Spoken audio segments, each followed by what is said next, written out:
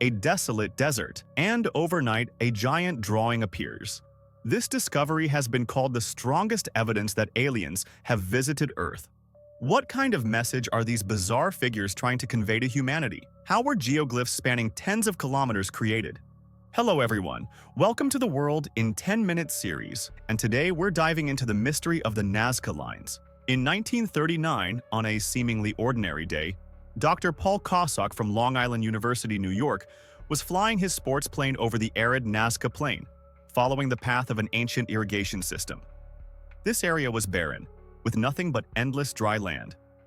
But then, as he glanced down, something unusual caught his eye. There, across the barren, lifeless terrain, were lines. Lines that did not look natural. Paul rubbed his eyes and looked again. After a few moments, he was certain he wasn't imagining things. Below him were perfectly straight, parallel lines stretching out endlessly. These lines weren't random.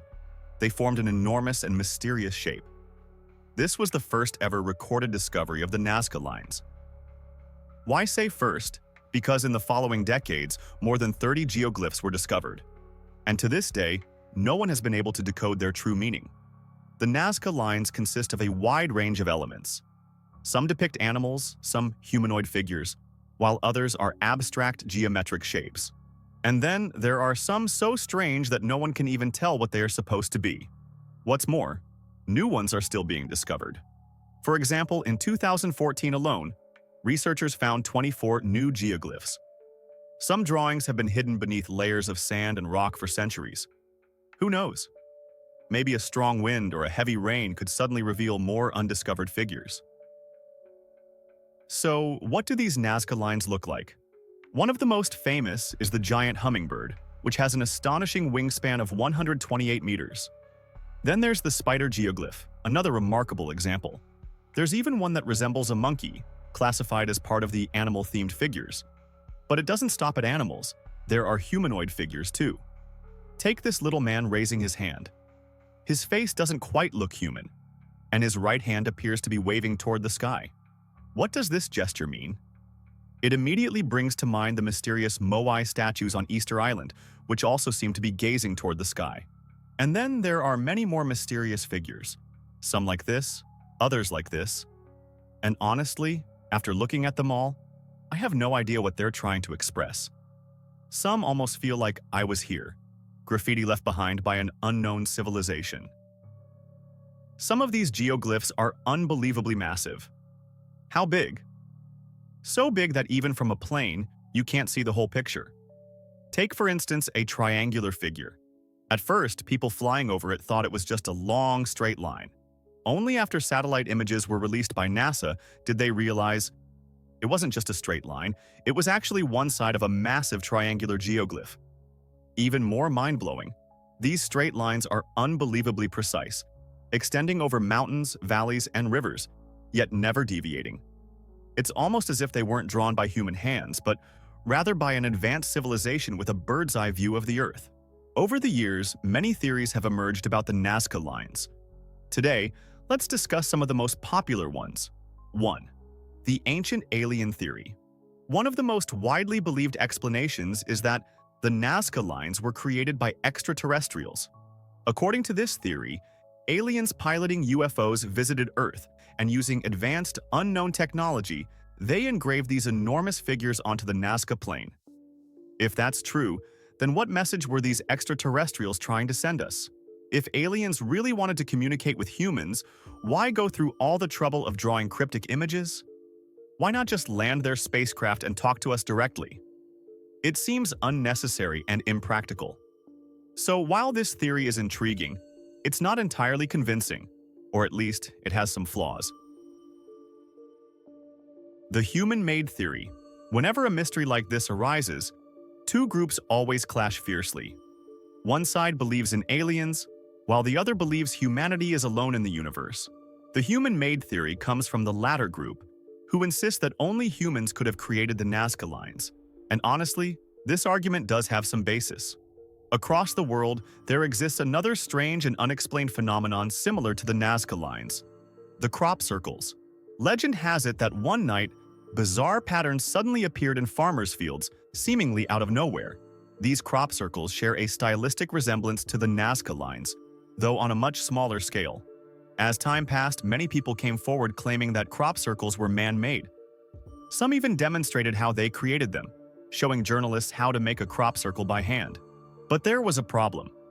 Their man-made versions looked very different from the mysterious ones that had appeared naturally. Side note, we'll do a full episode on crop circles later. So, could the Nazca lines also be human-made, just like crop circles? The answer is a clear no. Why? Because crop circles are relatively small. Even if people tried to recreate them, it would be extremely difficult. But the Nazca lines, these geoglyphs are hundreds of meters to several kilometers long. Without an aerial guide, it would be impossible for humans to draw them with such precision. Some argue, what if modern humans made them? With today's digital technology and advanced equipment, shouldn't it be easy to replicate? But again, the answer is no. Why? First, governments and military forces wouldn't waste money on such a project. What value would it have?